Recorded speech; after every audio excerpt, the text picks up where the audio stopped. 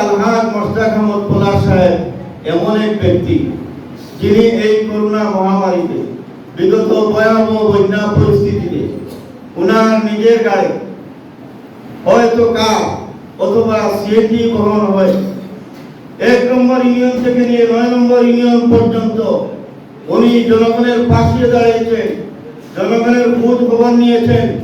বিশেষ করে এই অসহায় গরিব মানুষগুলোর পাশে দাঁড়িয়েছেন এবং ওনার ব্যক্তিগত তহবিল এবং বিভিন্ন সংস্থার উদ্যোগ থেকে, বিশেষ করে red crescent Bangladesh red crescent সোসাইটির পক্ষ থেকে উনি নগদ অর্থ সহ অনেক খাদ্য সামগ্রী নিয়ে গরিব মানুষের পাশে দাঁড়িয়েছেন। আমরা বিভিন্ন পর্যায়ে নির্যাতিত, আমরা বিভিন্ন পর্যায়ে অবহেলিত, উপজেলা পরিষদে আমরা অনেক বরাদ্দ থেকে বঞ্চিত। আমরা নয় চেয়ারম্যান বারবার আলোচনা করেছি, অনেক মেম্বাররাও আমাদের সাথে একমত রয়েছে। বিভিন্ন মন্ত্রণালয় থেকে যে বরাদ্দের চিঠিগুলো আসে বা আমাদেরকে যে কোনো আহ্বানমূলক পরিপত্রগুলো আসে, কমপক্ষে আমরা 9 জন চেয়ারম্যান এই চিঠিগুলা, বরাদ্দের চিঠিগুলা, মূল চিঠিগুলা আমরা কমপক্ষে একবার হলেও দেখার দাবি রাখি। আমরা অতীতে সাবেক ইউনো মহোদয় থাকতে আমরা একবার প্রস্তাব দিয়েছি, কিন্তু আমাদের প্রস্তাবগুলো গ্রহণ হয়নি। তার একটি মাত্র কারণ আমি নিজে অনুভব করছি, অনুধাবন করছি।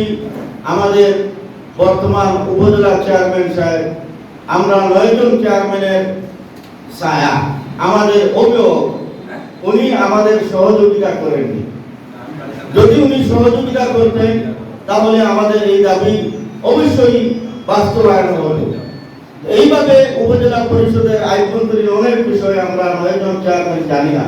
যদি একজন যোগ্য, বিচক্ষণ এবং কর্মতৎপর একজন ব্যক্তিকে যদি আমরা আসন্ন উপজেলা পরিষদ নির্বাচনে আমরা নির্বাচিত করতে পারি, তাহলে অবশ্যই আমরা 81 জন ওয়ার্ড সদস্য এবং 27 জন মহিলা সদস্য এবং পৌরসভা মেয়র সাহেব এবং আরো 13 জন কাউন্সিলর এবং 9 জন চেয়ারম্যানের দাবি দেওয়াগুলো যথাযথভাবে মূল্যায়িত হয়ে এগুলা আদায় হবে, বাস্তবায়ন হবে এই আশা করি।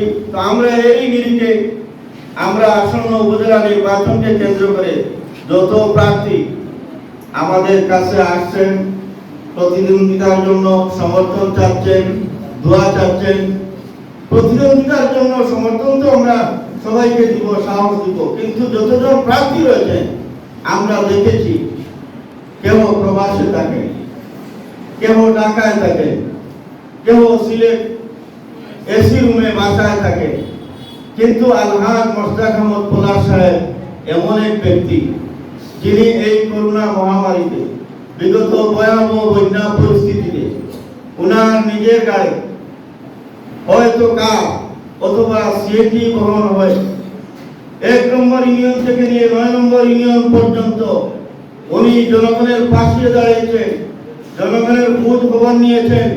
বিশেষ করে এই অসহায় গরিব মানুষগুলোর পাশে দাঁড়িয়েছেন এবং ওনার ব্যক্তিগত তহবিল এবং বিভিন্ন সংস্থার উদ্যোগ থেকে, বিশেষ করে red crescent Bangladesh red crescent সোসাইটির পক্ষ থেকে উনি নগদ অর্থ সহ অনেক খাদ্য সামগ্রী নিয়ে গরিব মানুষের পাশে দাঁড়িয়েছেন, প্রতিটি ইউনিয়ন চষে বেরিয়েছেন এবং ওনার আরো অনেক যোগ্যতা নিরিখে আমরা প্রথমে 9 জন চেয়ারম্যান একমত পোষণ করেছি যে আলহাজ মোশতাক আহমদ পলাশ সাহেবকে আগামী উপজেলা নির্বাচনে নির্বাচিত হিসাবে, চেয়ারম্যান হিসাবে উপজেলা পরিষদে দেখতে চাই।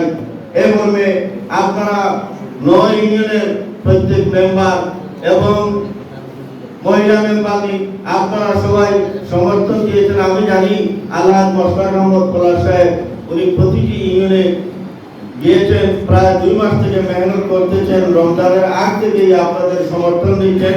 আমাদের 9 নম্বর রাজাগঞ্জ ইউনিয়নের পক্ষ থেকেও আমরা সমর্থন দিয়েছি, ওনাকে সাহস দিয়েছি। আজকেও আপনাদের সম্মুখে আমরা 9 নম্বর রাজাগঞ্জ ইউনিয়নের পক্ষ থেকে আমরা মতামত দিচ্ছি। উনি সাহসিকতার সহিত প্রতিদ্বন্দ্বিতা বা প্রার্থিতার জন্য কাগজপত্র দাখিল করেন। ইনশাআল্লাহ আমরা মাঠে ময়দানে ঝাঁপিয়ে পড়ব। আমরা রাজাগঞ্জ থেকে চেষ্টা করব সর্বোচ্চ ভোট দেওয়ার, আপনাদেরকে আশ্বস্ত করে এখানেই আমার সংক্ষিপ্ত করার